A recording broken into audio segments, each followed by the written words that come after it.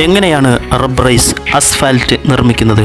നമ്മുടെ ഭൂമി നേരിടുന്ന ഏറ്റവും വലിയ മലിനീകരണ പ്രശ്നങ്ങളിൽ ഒന്നാണ് പഴയ ടയറുകൾ.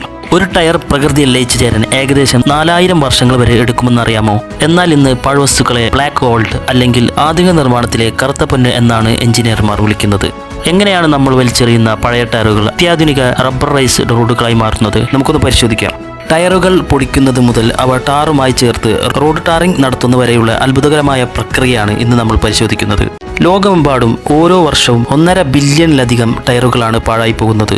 ഇവ പലപ്പോഴും കൊതുകുകൾ വളരാനും മണ്ണും വെള്ളവും മലിനമാക്കാനും കാരണമാകുന്നു. എന്നാൽ റീസൈക്ലിംഗ് യൂണിറ്റുകളിൽ എത്തുമ്പോൾ ഇതിലെ ഓരോ ഘടകവും വിലപ്പെട്ടതാണ്. ഒരു ടയർ റബ്ബർ മാത്രമല്ല, സ്റ്റീൽ വയറുകളും തുണിനാരുകളും അടങ്ങിയിട്ടുണ്ട്. റീസൈക്ലിംഗ് മെഷീനുകളിലേക്ക് ടയർ ഇടുന്നതിന് മുമ്പ് അതിനുള്ളിലെ കട്ടിയുള്ള സ്റ്റീൽ വളയങ്ങൾ മാറ്റണം. ഇതിനായി പ്രത്യേക ഹൈഡ്രോളിക് മെഷീനുകൾ ഉപയോഗിക്കുന്നു. ഒരു വലിയ ട്രക്ക് ടയറിൽ നിന്ന് മാത്രം ഏകദേശം 2 കിലോയോളം ഉയർന്ന നിലവാരമുള്ള സ്റ്റീൽ ലഭിക്കും. ഇത് ഉരുക്ക് വ്യവസായത്തിലേക്ക് അയക്കുന്നു.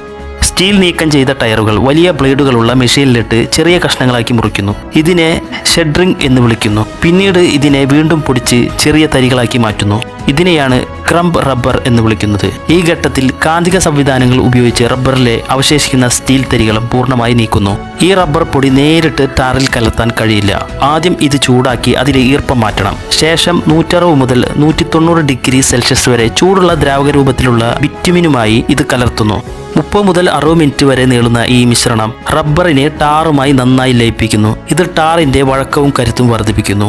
ഇങ്ങനെ തയ്യാറാക്കിയ റബ്ബറൈസ്ഡ് അസ്ഫാൽറ്റ് പ്രത്യേക ട്രക്കുകളിൽ റോഡ് നിർമ്മാണ സ്ഥലത്ത് എത്തിക്കുന്നു. സാധാരണ റോഡുകളെ അപേക്ഷിച്ച് ഇത്തരം റോഡുകൾക്ക് ചില പ്രത്യേകതയുണ്ട്. വിള്ളലുകൾ വീഴാനുള്ള സാധ്യത വളരെ കുറവാണ്.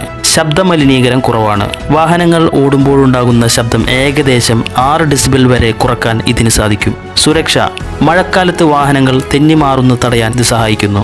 1 കിലോമീറ്റർ റോഡ് നിർമ്മിക്കാൻ ഏകദേശം 10,000 പഴയ ടയറുകൾ വരെ പുനരുപയോഗിക്കാൻ കഴിയും. മാലിന്യമെന്ന് നമ്മൾ കരുതുന്ന ടയറുകൾ ഇന്ന് ലോകത്തെ മികച്ച റോഡുകളായി പുനർജനിക്കുകയാണ്. ഈ വീഡിയോ നിങ്ങൾക്ക് ഇഷ്ടപ്പെട്ടുവെങ്കിൽ ലൈക്ക് ചെയ്യാനും ഷെയർ ചെയ്യാനും മറക്കരുത്. കൂടുതൽ അറിവുകൾക്കായി സബ്സ്ക്രൈബ് ചെയ്യുക. അടുത്ത വീഡിയോയിൽ കാണാം. നന്ദി.